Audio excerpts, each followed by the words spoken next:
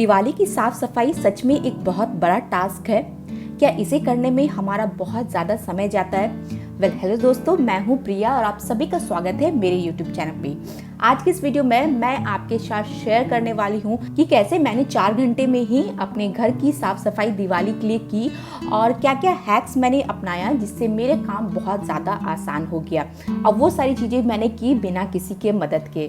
तो आपके लिए ये वीडियो काफ़ी ज़्यादा यूजफुल है आने वाले दिनों को और ज़्यादा आसान बनाने के लिए। तो चलिए बिना देरी करते हुए आज का ये बहुत ही मज़ेदार वीडियो हम स्टार्ट करते हैं। Let's start. तो सुबह मेरी हुई थी एज यूजुअल 7 बजे और उसके बाद जो रूटीन रहता है मैंने वो फॉलो किया। और उसके बाद ये जो सेंटर टेबल है ये मेरा काफ़ी ज़्यादा भारी है, तो अमित के हेल्प से मैंने बस इसे साइड कर लिया ताकि मैं इसके अंदर का कारपेट वगैरह को अच्छी तरह से क्लीन कर पाऊँ। तो यहाँ मैंने थोड़ा सा अपना काम को आसान करने के लिए एक छोटी सी ट्रिक अपनाई कि मैंने एक स्टफिंग तैयार की जिससे मैंने सैंडविचेस बनाए जो मैंने अपने बच्चों को टिफिन में दिया और उसी सैंडविच को ब्रेकफास्ट भी कर दिया। सेकेंड, उसी स्टफिंग से मैंने आलू के पराठे बनाए जो मैंने अमित को लंच में दिया और उसे मैंने अपने लंच के लिए भी तैयार कर लिया। तो यहाँ पर मेरा बहुत ज़्यादा समय सुबह का बच गया, ब्रेकफास्ट और लंच आसानी से निपट गया, कोई भी ज़्यादा मुझे यहाँ पर काम नहीं करना पड़ा। एक स्टफिंग में ही दोनों चीज़ मैंने निपटा लिया जिस कारण से थोड़ा सा समय निकल गया। अब बच्चे और हस्बैंड चल गए हैं ऑफिस एंड स्कूल और अब मेरे पास है पूरा टाइम। यहाँ पर सबसे पहले मैंने अपने आप को अच्छी तरह से रैप किया एक स्टूल के हेल्प से ताकि जो भी जाले वगैरह मैं हटाऊं तो वो सारे डस्ट मेरे बालों में या मेरे चेहरे पे ना पड़े।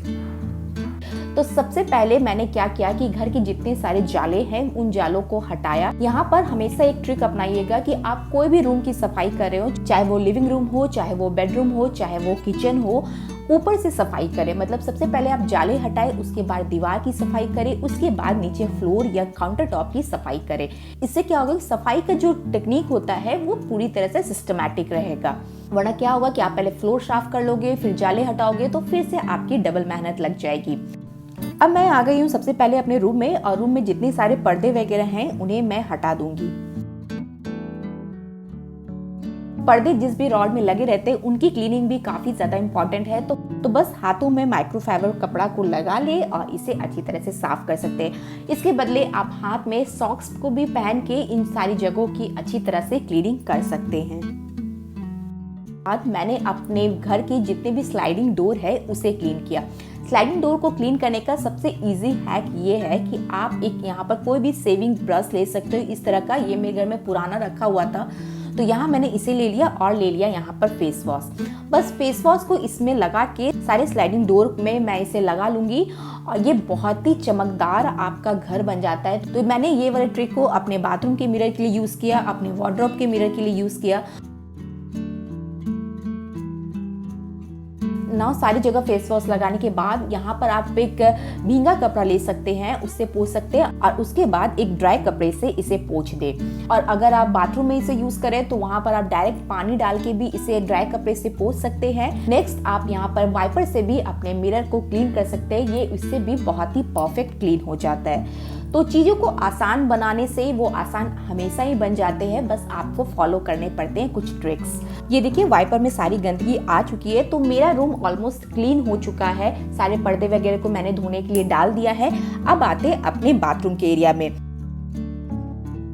सभी लोगों को बाथरूम की डीप क्लीनिंग करना एक काफी ज्यादा टफ टास्क लगता है, लेकिन जब आप बाथरूम की डेली क्लीनिंग करते हैं मतलब सिर्फ झाड़ू ही जब आप रोज अपने बाथरूम में लगाते हैं तो डीप क्लीनिंग का प्रोसेस काफी ज्यादा इजी हो जाता है। ना ही हमें बहुत ज्यादा घिसना पड़ता है, ना ही हमारा फ्लोर गंदा रहता है। तो सबसे पहले बाथरूम वगैरह के जितने भी बाल्टी, मग एंड बड़े वाले टब है उसे मैंने बाहर निकाल लिया है अपने बालकनी एरिया में। नाउ इसे मैं क्लीन करूंगी और इसे क्लीन करने का सबसे इजी एंड सबसे इफेक्टिव तरीका ये है कि आप एक ले ले हार्पिक और हार्पिक से यानी ब्लू वाले हार्पिक से आप इन सारी चीज़ों की बहुत ही अच्छी तरह से क्लीनिंग कर सकते हैं। साथ ही ले ले एक स्क्रबर और स्क्रबर से सारी जगह इन्हें लगा दे। इतना इफेक्टिव रिजल्ट आता है कम समय में कि आपको हैरान हो जाइएगा। साथ ही फ्लोर में रहने कारण इसके बैक पोर्शन में इस तरह के निशान हो जाते हैं, तो ये सारे दाग भी इससे आसानी से निकल जाएंगे। तो इसे मैं 5 से 10 मिनट के लिए इस तरह से ऐसे ही छोड़ दूंगी, तब तक मैं अपने बाथरूम की डीप क्लीनिंग कर लेती हूँ। तो बाथरूम के टाइल्स वगैरह को क्लीन करने के लिए यहाँ पर मैंने एक फ्लैट स्क्रबर लिया है। इसमें मैं डाल रही हूँ रेड वाला हार्पिक, जो हमारा फ्लोर क्लीनर आता है, उससे मैं इस सारी जगहों की साफ सफाई करूंगी। और ये देखिए बहुत ही अच्छी तरह से आपके टाइल्स वगैरह क्लीन हो जाते हैं। एंड कमोड के जो फ्लश बॉक्स होते हैं उसे भी मैं सेम स्क्रबर से साफ कर लूंगी। और अब जब इन सारी जगहों पे पानी डालेंगे तो मेरा बाथरूम पूरी तरह से डीप क्लीन हो जाएगा। तो बाथरूम में इस तरह के छोटे छोटे साबुन हमेशा ही बच जाते हैं, जो एज इट इज रह ही जाते हैं। तो ये वाला जो आप लूफा देख रहे हैं ये मेरा पूरी तरह से खराब हो चुका है और अब मैं दिवाली में इसे फेंकने वाली हूँ। तो उससे पहले इन सारी जगहों की इससे साफ सफाई कर लेते हैं ताकि इसका लास्ट यूज मैं कर सकूँ। और जो भी साबुन वगैरह इसके लूफा में लग रहे हैं, तो मेरा जो बचा हुआ थोड़ा सा साबुन था, मैंने क्या किया, उस साबुन को इस लूफा के अंदर डाल दिया। और जो भी साबुनदानी वगैरह हमारे बाथरूम वगैरह में लगे रहते हैं, तो उनसे सारे सामानों को हटाया और सारे क्लीनिंग मैं इसी से कर लूँगी। तो इससे क्या होता है कि क्लीनिंग का प्रोसेस काफ़ी ज़्यादा ईजी हो जाता है, प्लस आपका सामान भी यूज़ भी आ जाता है। और उसके बाद आप इस लूफा को फेंक सकते हैं, आपको यहाँ पर किसी भी तरह का गिल्ट नहीं लगेगा। साथ ही जो भी एक्स्ट्रा सामान होते हैं, जो भी हमारे खाली सीसी होते हैं शैम्पू के, या वो हम एज इट इज अपने बाथरूम में छोड़ देते हैं। तो बाथरूम में जितना सारा क्लटर है उसे मैं हटा के अपने बाथरूम को पूरी अच्छी तरह से ऑर्गेनाइज कर दूंगी। ना 5 से 10 मिनट हो चुके हैं और जो मैंने टब वगैरह में हार्पिक लगा के छोड़ा था उससे भी गंदगी अच्छी तरह से निकल गई है। तो हम क्या करेंगे, बस सारे टब एंड बाल्टी को अच्छी तरह से पानी से धो देंगे और हमारा बाथरूम का हर एक चीज अच्छी तरह से क्लीन हो गया है। अब बात करते हैं बालकनी एरिया की। बालकनी एरिया को साफ करना सबसे इजी है। आप क्या करें कि आपके बालकनी एरिया में जो भी चीजें हैं, जो भी प्लांट्स वगैरह हैं, आप उसे दूसरी जगह शिफ्ट कर ले, सारे सूखे पत्ते को एक जगह कर ले और उसके बाद झाड़ू लगा ले और देन यहाँ पर सिंपल सा पानी या डिटर्जेंट से आप इन सारी जगहों की क्लीनिंग कर दे। कल यहाँ पर मैंने अपने अभी हार्पिक का काम किया था, तो यहाँ की क्लीनिंग और ज्यादा परफेक्ट हो गई है। और आप मेरे बालकनी में देख सकते हैं कि बहुत सारे DIYs मेरे लगे हुए रहते हैं। तो ये सारे DIYs को अच्छी तरह से एक साफ कपड़े से हम पोंछ लेंगे तो क्लीनिंग तो हो ही जाएगा, प्लस ये सारी DIY में और एक साइन भी नजर आएगी।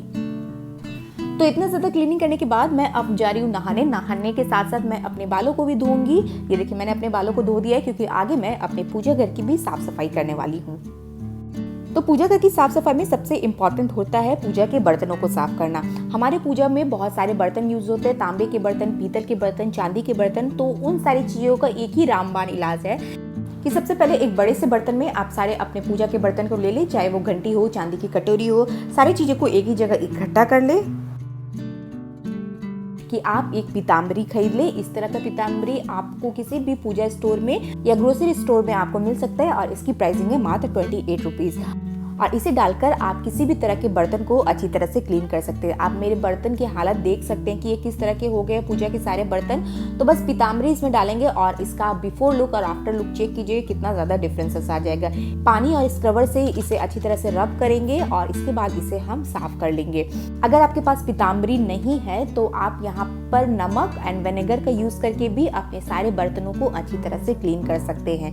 तो या तो पीताम्बरी यूज और नहीं तो नमक और विनेगर के घोल से आप इन सारे बर्तनों को साफ कर ले। तो ये देखिए मेरे पूजा के सारे बर्तन अच्छी तरह से साफ हो गए हैं। कितना ज्यादा गंदा था। एक्चुअली पीतल और तांबे के बर्तन में इस तरह की हालत हो ही जाती है, चांदी काला पड़ जाता है। तो इस तरह की चीजें आपके क्लीनिंग के प्रोसेस को काफी ज्यादा आसान करेगी। तो अब मैं क्या करूंगी, मंदिर के जितने सारे आइटम्स हैं उन सारे आइटम को मैं नीचे उतार लूंगी और जो स्टोरेज है मंदिर का उसे मैं अच्छी तरह से पहले साफ कर लूंगी। नाउ जिस तरह से मैं घी के आइटम या घी से रिलेटेड आइटम, बाती हो गया, धूप हो गया, उन्हें मैं एक ऑर्गेनाइजर में रखती हूँ। तो उन्हें एक ऑर्गेनाइजर में रख लेंगे। नाउ पूजा की बुक्स, इन्हें भी अच्छी तरह से साफ सुथरा करके मैं अपनी जगह पे इसे रख रही हूँ। और ये जो आसनी आप देख रहे हैं ये मेरी पूजा की आसनी है, इसे मैं धोने के लिए निकाल दूंगी। नाउ दिवाली में दिए का यूज़ काफ़ी ज़्यादा होता है। तो मैं क्या करती हूँ, इस सारी चीज़ों को ईजी टू यूज़ रखने के लिए एक बड़े से ये जो मेरी पूजा की डाली थी उसमें मैं सारे दिए वगैरह को डाल दूंगी, ताकि दिवाली के दिनों में इन सारी चीज़ों को यूज़ करना काफ़ी ज़्यादा ईजी रहे, ना किसी को खोजना पड़े और ये आसानी से मिल जाए। अब मैंने पूजा घर की साफ सफाई इसलिए पहले की क्योंकि मुझे भूख लग गई थी।